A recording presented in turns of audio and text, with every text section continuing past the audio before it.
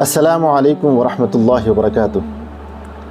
شاعر چشم تصور میں عہد نبوی میں پہنچتا ہے اور حضور اکرم صلی اللہ علیہ وسلم سے ملاقات کا مشتاق ہے۔ وہ یہ کہتا ہے، وہ انتہائی عشق تھی، یہ نور بے حساب تھا، میں قید و بند وقت سے آزاد اس صدی میں تھا۔ وہ دور مصطفیٰ تھا، میں مدینہ نبی میں تھا۔ پھر صحابی رسول آپ صلی اللہ علیہ وسلم کے پاس جا کر کہتے ہیں کہ آنے والے دور کا ہے امتی گناہ گار، ہند سے ہے یہ حضور ہے مگر سیاہ کار۔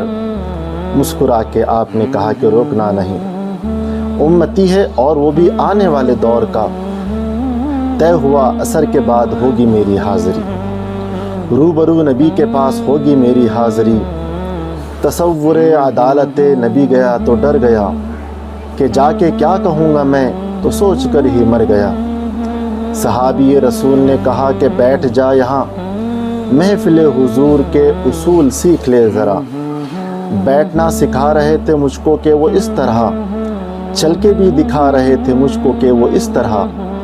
یہ بھی کہہ رہے تھے خواہ مخواہ سے منہ نہ کھولنا، بول کے بتا رہے تھے کہ اس طرح سے بولنا۔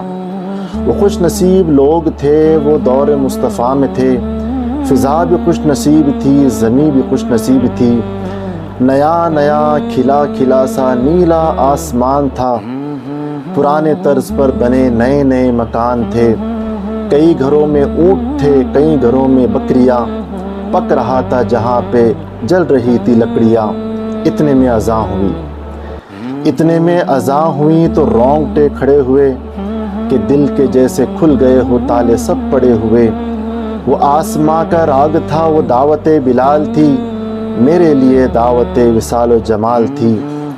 دھو لیا نہا کے میں نے وضو بھی بنا لیا، نسبت حضور میں نے عود بھی لگا لیا۔ گھر سے ہم نکل پڑے صحابی رسول کے، جا رہے تھے سب ہی سمت مسجد رسول کے۔ وہ دھڑکنیں عجیب تھی، وہ کپ کپی کمال تھی کہ آنکھ اشک بار تھی، سراپا ملال تھی۔ روح تھی کہ دید کی تڑپ تڑپ تڑپ تڑپ، دل میرا دھڑک دھڑک دھڑک دھڑک دھڑک دھڑک۔ ہر قدم پہ گھٹ رہا تھا فاصلہ حضور سے۔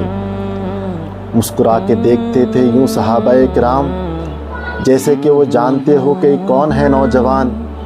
دیکھ کر صحابیوں کی پیاری پیاری داڑیاں، جانے کیسے رک گیا میں چوکھٹے حضور پہ، کہ سنت رسول کے بغیر کیسے جاؤں گے۔ یہ نہ ہو کہ پھیر لے حضور چہرے قمر، جیسے ہی بھلا خیال دل کو میرے آ لیا، نسبت حضور میں نے چہرہ بھی سجا لیا۔